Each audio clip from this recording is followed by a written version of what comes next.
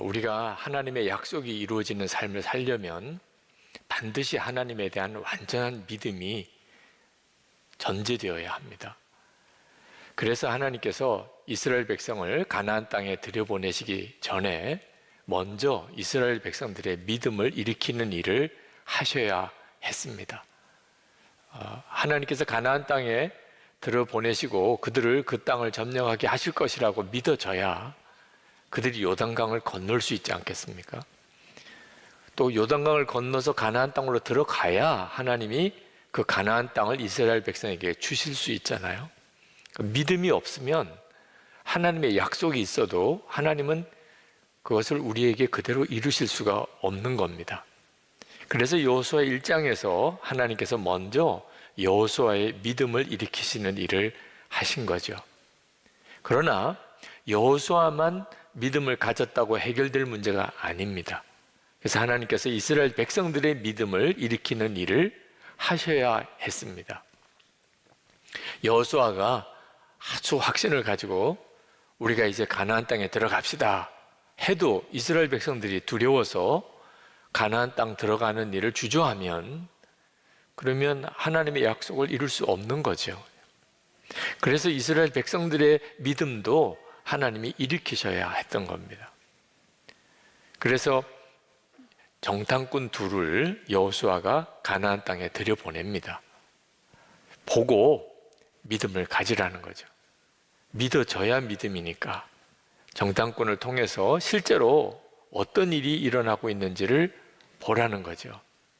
그래서 정탐꾼 둘이 요단강을 건너서 여리고성, 첫 성인 여리고성에 들어갑니다. 그 창녀 라합의 집에 들어가요. 그 집이 성벽에 있었기 때문에 그 라합의 집에서는 여리고의 모든 그 전경이 다 보입니다. 정탐하기 딱 좋은 곳이죠. 그리고 창녀의 집이기라 이런저런 사람들이 그 집에 오고 갑니다. 그래서 여리고성의 민심을 파악하기 딱 좋지요. 그런데 이스라엘의 정탐꾼이 여리고에 들어왔다는 소식이 여리고 왕에게 알려집니다. 누군가가 본 거예요. 그래서 여리고 왕이 군사들을 보내어 이 창녀 라합의 집을 들이닥칩니다. 이 정탐꾼으로서는 절대절명의 위기에 처한 거죠. 근데 그때 상상도 못할 일이 일어나는데 그 창녀 라합을 통하여 이 정탐꾼들이 보호를 받습니다. 그리고 안전하게 아주 지혜롭게 대처해서 돌아가게 만들죠. 도대체 이 창녀 라합은 어떻게 그런 일을 했을까요? 소문을 듣고 하나님에 대한 믿음을 가졌다는 거예요. 이 가나안 땅에도 이스라엘 백성이 애굽에서 출애굽해서 광야를 40년 동안 지나는 동안 있었던 일들에 대한 소문이 들려왔던 거예요. 홍해가 갈라졌던 일, 아모리 족속의 시온과 옥이라고 하는 막강한 왕이 속절없이 전멸당한 일, 그런 소문들이 가나안 땅에 들려온 거예요. 그래서 라합이 그걸 들었다는 겁니다. 그래서 이 정탐꾼들을 숨겨준 거예요. 11절 말씀에 라합이 이렇게 말합니다. 우리는 그 말을 듣고 간담이 서늘했고 당신들 때문에 정신을 잃고 말았습니다. 위로는 하늘에서 아래로는 땅 위에서 과연 주 당신들의 하나님만이 참 하나님이십니다. 라합의 도움으로 이 정탐꾼들이 무사히 이스라엘 진영으로 돌아옵니다. 그리고는 그들이 보고를 합니다. 실제로 우리가 여리고성에 들어가 봤더니 그 사람들이 다 간담이 녹을 정도로 두려움에 사로잡혀져 있더이다. 24절에 이렇게 말씀합니다. 그들이 여호수아에게 말하였다. 주님께서 그 땅을 모두 우리 손에 넘겨주셨으므로 그 땅의 모든 주민이 우리를 무서워하고 있습니다. 이스라엘 백성들은 깜짝 놀랐습니다. 여호수아도 무서울 정도라면 이스라엘 백성들은 얼마나 무서웠겠습니까? 그런데 이 여리고 성에 있는 사람들이 더 무서워하고 있다는 거예요.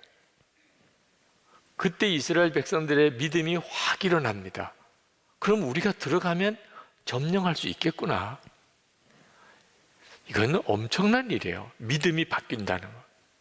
근데 이런 이스라엘 민족의 믿음이 바뀌는 일에 결정적인 역할을 한 분이 누구냐?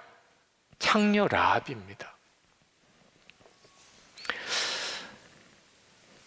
우리가 똑같은 시대에 살아도 믿음은 사람마다 다 다른 걸 봅니다. 이 창녀 라합은 실제로 하나님의 역사를 자기 눈으로 본 게 아닙니다. 홍해가 갈라지는 것도 소문으로만 들었습니다.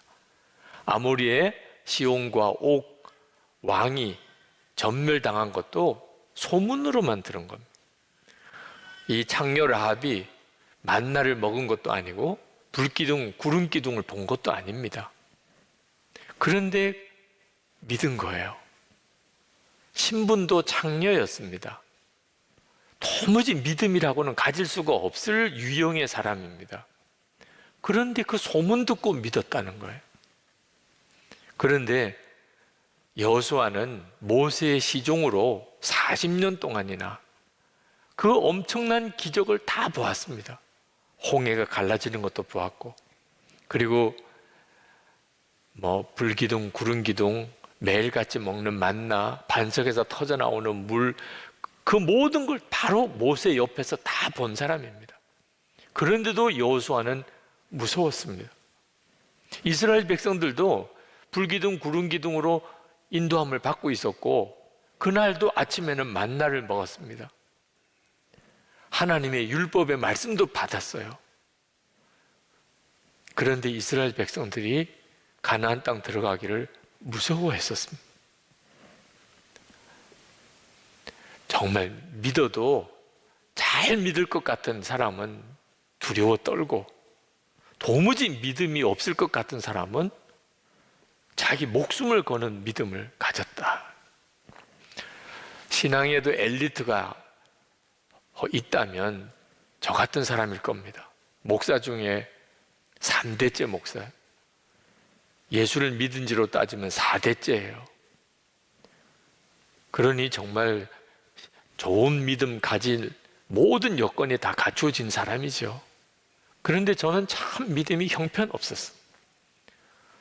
예수를 믿지 않는 사람이나 저나 어려운 일 닥치면 그것 때문에 두려워하고 걱정하고 염려하고 그런 수준이었어요. 그런데 제가 목회하면서 보니까 제가 부끄러울 정도로 그렇게 귀한 믿음을 가진 분들이 있더라고요. 창녀 라합과 같은 처지인데 집안에 예수 믿는 사람 한 사람도 없어요. 그 사람을 위해서 기도해 주는 가족도 없어요. 오히려 핍박만 너무너무 심해요. 그런데도 타협하지 않는 아주 강인한 믿음을 가지고 있는 분들을 많이 보았어요. 성경을 제대로 공부한 것도 아니고 성경을 많이 읽어서 성경 지식이 많은 것도 아닌데, 그런데 정말 이 창녀 라합처럼 설교 시간에 그저 들어서 아는 말씀 가지고 목숨을 내거는 믿음을 가진 분들도 있었어요. 여러분, 하나님께서 오늘 이 창녀 라합을 통하여 우리에게 주시는 도전이 있습니다. 코로나19로 인해서 우리는 참 어려운 처지에 빠져 있습니다. 코로나19가 지나고 나면 더 큰 어려움이 올 거라고들 다들 말합니다. 근대 역사만 보아도요, 산업혁명이 지나고 세계 2차 대전이 지나고 우리나라로 보면 6.25 전쟁을 거치고 인터넷 발달로 인해서 중요한 어떤 큰 사회적인 격변기가 계속 이어졌습니다. 그 이후에 세상은 완전히 바뀌어져 버렸죠. 지금이 그와 같은 때라는 거예요. 온 세계가 지금 코로나19로 2년 동안을 이 엄청난 고통을 겪고 있습니다. 세상이 안 바뀔 수가 없지요. 문제는 이렇게 세상이 바뀌면 대부분은 고통을 당한다는 것. 이 변화에 적응되어지는 사람은 극소수고 대부분은 엄청난 고통을 당할 거라는 것. 그래서 많은 분들이 예측하기를 재정 상황, 재정적인 삶에도 엄청난 변화가 올 거고, 가정에도 변화가 올 거고, 인간관계도 변화가 올 거고, 우리의 일터와 직장에도 변화가 올 거고, 교회 생활에도 변화가 올 것이다. 우리가 언제 이렇게 마스크 쓰고 거리 두고 이렇게 예배하게 될 날이 올 거라고 생각을 했습니까? 우리는 지금 엄청난 변화를 실제로 겪고 있잖아요. 코로나19 이 확산이 그치고 이제 정상으로 돌아오면 예전처럼 돌아가게 되겠습니까? 도대체 어떤 세상이 올까? 정말 두렵지요. 코로나19 이후까지 기다릴 것도 없습니다. 벌써부터 건강 문제 때문에, 가정 문제 때문에, 또는 직장이나 일터 문제 때문에, 재정 상황으로 삶의 터전이 흔들린 사람들이 얼마나 많은지, 여러분 중에도 아마 그런 분들이 있으실 겁니다. 지금 영상으로 이 설교를 듣는 분들 중에도 있으실 거예요. 아마 상당히 많으실 겁니다. 한 번은 성령 집회 때 안수 기도를 하기 위해서 성도들을 한 분 한 분씩 만나 기도하는데 기도 제목을 써서 가지고 나오셨어요. 어느 한 여자 집사님이 써온 기도 제목이 딱 한 줄입니다. 하나님, 여기까지인가 봅니다. 더 이상 설명이 필요 없더라고. 인내의 한계, 믿음의 한계, 이제는 끝인가 봐요. 그런 심정으로 나온 분들이 이미 이전에도 있었어요. 여러분은 어려움을 잘 대처해 가고 있습니까? 삶의 터가 흔들리는 그런 기가 막힌 상황, 밤에 잠을 잘 수가 없어요. 밥을 먹을 식욕이 없어요. 미래가 깜깜해요. 절벽이에요. 이런 처지가 지금도 그렇고 앞으로는 더 심할 거라는, 무슨 준비를 하고 있나요? 주식을 사야 되나, 부동산 투자를 해야 되나, 그건 답이 아닙니다. 여리고성 사람들이, 하나님이 함께하는 이스라엘 백성들이 이제 요단강 동쪽편에 다 모였다. 요단강만 건너면 여리고성이에요. 저 사람들이 건너오면 우리 다 죽는 거 아니야? 이런 말할 수 없는 불길한 상황 속에 있을 때 그들이 성벽을 다시 쌓고 성문을, 빗장을 견고하게 걸어 잠그고 그리고 무기를 만들고 아마 그렇게 했겠죠. 무슨 소용이 있었어요? 여러분도 다 잘 아시죠? 여리고성이 어떻게 무너졌는지. 도대체 그들이 준비한 게 무슨 소용이 있었냐 말이에요. 여러분, 우리가 진짜 준비해야 될 것이 있다는 거예요.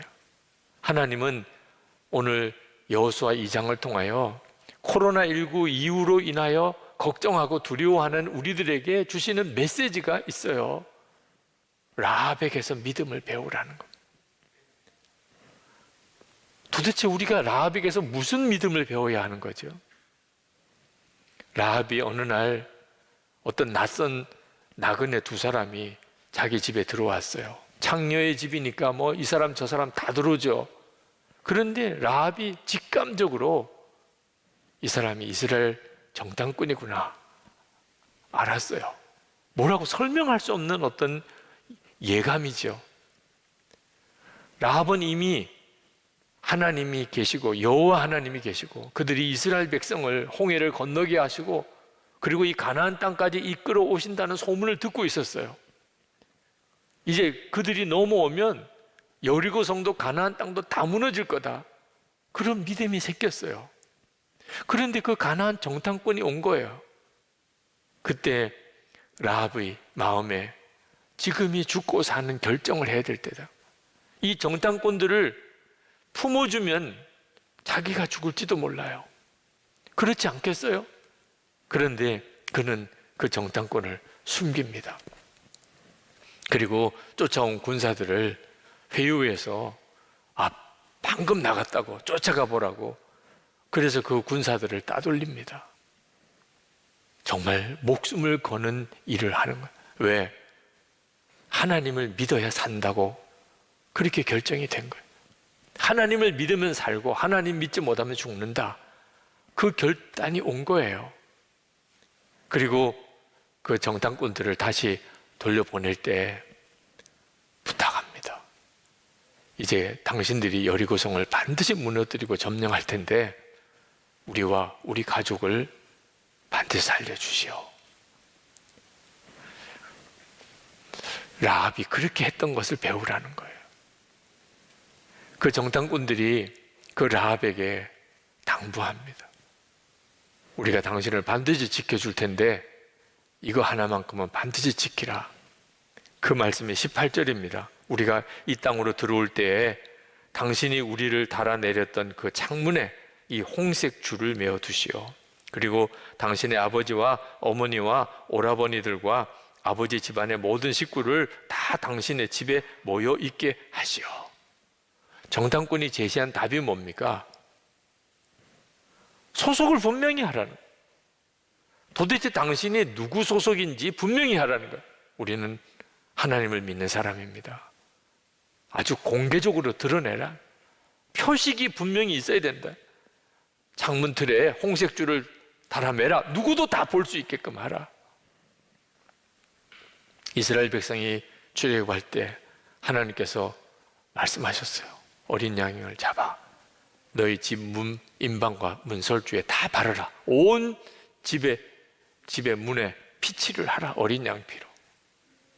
확실한 표시를 내라. 너가 진짜 하나님의 백성이냐? 정말 예수 믿는 사람이냐? 분명하게 하라. 그 길이 살 길이라는. 그리고 라합은 그렇게 했습니다. 자기 집 창문에 홍색 실을 묶었어요. 그리고 진짜 여리고성이 무너질 때 라합과 그 집안 사람은 건짐을 받았습니다. 그러나 그거 건짐 받은 것만 아니에요.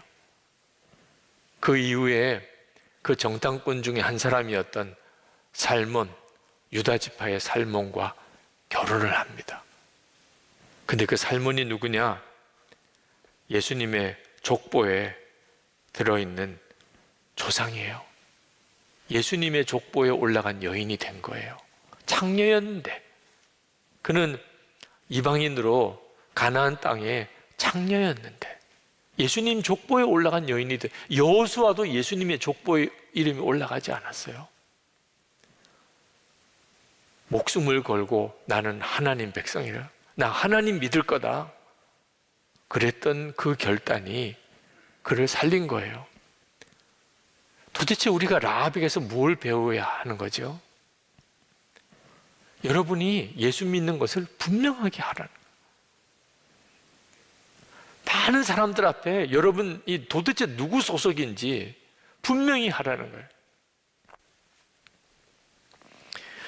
그렇다면 목사인 저 같은 사람은 뭐 너무 좋겠죠. 예수 믿는 거 이보다 더 분명할 수 어디 있어요? 당신 누굽니까? 저 목사입니다.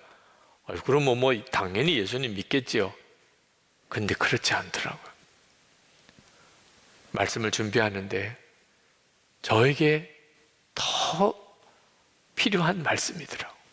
내 소속과 신분을 분명히 하라. 내 창문에 홍색 줄을 묶으라. 하나님께서 우리에게 정말 준비해라. 주님과 동행하는 믿음을 준비하라는 겁니다. 라합처럼 지금 준비 못하면 끝이에요. 정탐꾼이 왔을 때 그때 그들을 붙잡고 나와 우리 가족을 책임져 주시오. 이 부탁 못하면 그 다음에 끝인 거예요. 십자가 배지 달고 다니라. 십자가 목걸이 하고 다니라. 집집마다 십자가 깃발을 달고 있으라. 이런 뜻 아닙니다. 창문에다가 홍색 줄을 매다는 것, 우리 집 문에다가 어린 양의 피를 칠하는 것, 그 무슨 뜻이죠? 사람들이 여러분을 보면 예수님을 볼 수 있게 하라는, 나는 죽고 예수로 사는 믿음 수도 없이 들었잖아요. 이제는 그 믿음이 진짜여야 한다는 거예요. 여러분은 누굽니까? 예수님의 생명으로 사는 사람, 항상 주님을 바라보시오. 24시간 주님과 동행하세요. 수도 없이 들었잖아요. 듣기만 하면 안 된다는 거예요. 이제는 그게 여러분에게 실제가 되어야 된다는 거예요. 혹시 주님이 함께 계시는 게 여전히 믿어지지 않는 사람이 있습니까? 왜 못 믿지요? 주님을 만나지 못했습니까? 주님의 음성을 들어보지 못했습니까?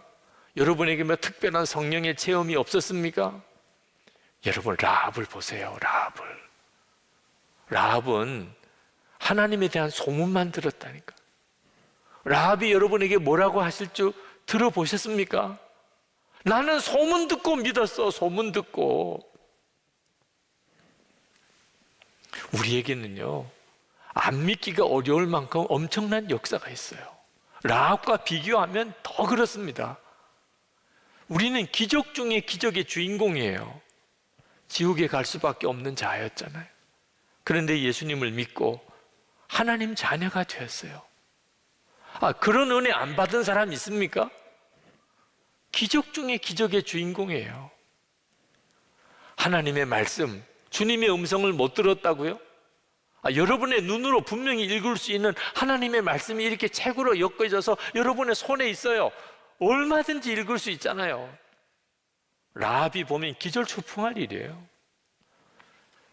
우리 위에 십자가에 죽으신 예수님, 그분이 지금 우리 안에 계세요. 우리 안에 계시니까 오늘 우리가 여기까지 온 거잖아요.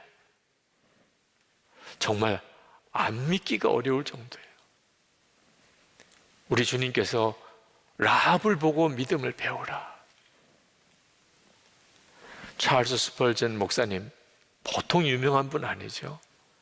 그분의 설교에 매주마다 수많은 사람들이 감동을 받고 가슴을 치고 주께로 돌아오는 역사가 일어났던 분이에요. 근데 이 찰스 스펄전 목사님이 16살 때 그 믿음에 엄청난 변화를 경험한, 그의 삶과 사역 전체를 바꿀 수 있는 믿음의 눈이 뜨여요. 무슨 엄청난 성령 체험을 한 것일까요? 그분은 이렇게 썼습니다. 그때 당시 이야기를. 나는 간절히 주님을 찾고 찾았지만 주님이 나를 찾고 계시다는 생각은 전혀 하지 못했다. 어느 날 저녁 교회에서 예배를 드리다가 하나님께서 우리를 택하셨다는 설교를 들었지만 믿어지지 않았다. 그런데 갑자기 너는 어떻게 크리스천이 되어 있느냐 하는 생각이 들었다. 내가 주님을 찾았으니까 라고 생각하는데, 그럼 너는 주님을 어떻게 찾았지? 하는 질문이 생각났다. 순간 주님께서 나를 택하셨기 때문이라는 말씀이 성광처럼 깨달아졌다. 내 마음에 주님을 갈망하는 마음을 주시지 않았다면 나는 주님을 이처럼 찾지 않았을 것이 분명하다. 나는 기도하고 생각했다. 내가 왜 기도를 했지? 성경을 읽음으로 기도하고 싶은 마음이 일어났다. 그러면 성경을 어떻게 읽게 되었지? 무엇이 내가 성경을 읽게 만들었을까? 그 순간 하나님께서 이 모든 것을 이루어 가고 있었음을 알았다. 주님께서 내 믿음의 주요 온전케 하시는 분임이 깨달아졌다. 예수님이셨다. 여러분, 이 찰스 스펄전이 고백한 이런 정도의 은혜를 지금 안 받고 계신 분 있습니까? 은혜를 사모하는 마음, 정말 주님의 인도를 받고 싶은 마음, 주님을 만나고 싶은 소원, 그런 소원 없는 사람 있습니까? 그럼 그런 소원은 어디서 온 겁니까? 여러분 안에 계신 주님이 여러분에게 계속 그런 마음을 부어주시니까 그런 소원이 생기는 거죠. 라합은요, 그냥 하나님에 대한 떠돌아다니는 소문만 듣고도 목숨을 거는 믿음으로 결단하고 그는 자기 집 창문에 홍색줄을 메었어요. 우리는 하나님의 백성이다. 여러분, 진짜 영적인 눈이 뜨여야 돼요. 지금이야말로 여러분의 믿음을 분명히 해야 돼요. 우리에게 들려오는 여러 가지 불길한 소식들, 우울한 소식들, 지금도 이런저런 모양으로 계속 닥쳐오는 엄청나게 어려운 일들. 근데 여러분, 비교할 수 없이 더 황홀하고 놀라운 소식이 있잖아요. 천지를 지으신 하나님이 내 아버지가 되신, 주 예수님께서 이미 내 안에 거하시는, 이건 뭐 더 말할 수 없는 분명한 확실한 소식이잖아요. 그러면 붙잡으셔야죠. 주님, 그렇습니다. 주님, 저는 이제 정말 나는 죽고 예수로 삽니다. 주님과 24시간 동행합니다. 내가 누구를 만나는 어떤 처지에 있든지 저는 예수님의 소유임을, 주 예수님이 나의 생명이심을, 내 주님이심을 나 분명히 고백하고 살 겁니다. 여러분, 사람들 사이에 숨어 들어가면 안 돼요. 믿는 사람인지 안 믿는 사람인지 구분도 안 될 정도로 여러분, 그렇게 살면 큰일이에요. 주님만이 우리를 책임지실 수 있어요. 우리가 진짜 믿음으로 가지고 주님께 반응해야 우리 주님이 우리를 살리시고 정확하게 이끄실 수 있는 거예요.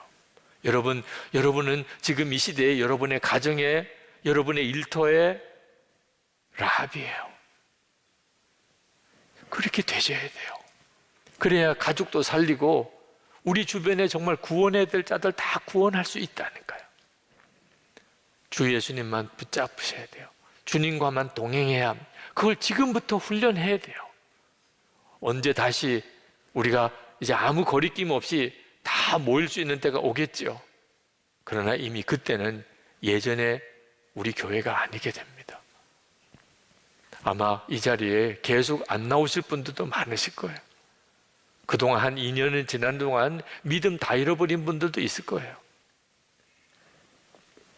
그럴 뿐만 아니고 세상은 엄청난 변화를 가져오게 될 겁니다. 정말 예수님을 진짜 신실히 믿는 사람은 얼마나 남았을까? 여러분들은 여러분 자신의 믿음을 이제 준비해야 합니다.